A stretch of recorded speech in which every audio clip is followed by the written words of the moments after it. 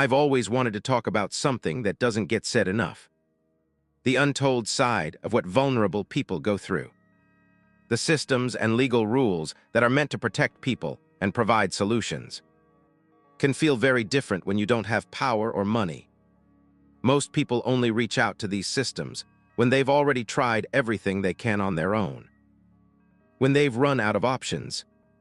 When they're already tired. And usually, that's when they need things to be simple the most. But instead of feeling supported, the process can feel heavy. Not because of one big thing, but because of how much it asks from you, little by little. You're expected to stay clear, organized, patient, even when you're not really in that space mentally. And you don't always realize how much it's affecting you at first. You just try to keep up. Do what's needed. Respond when you can.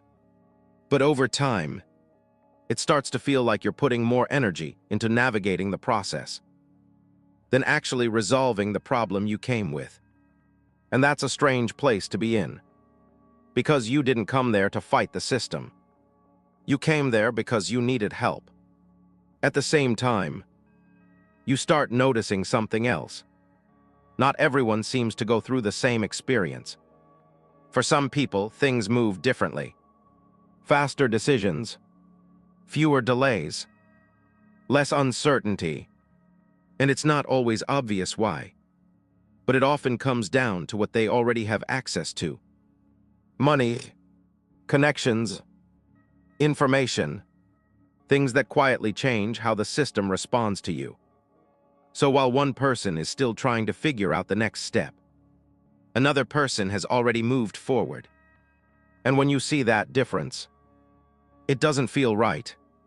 Not because anyone is doing something wrong, but because the gap is so clear, especially for people who are already in a difficult place.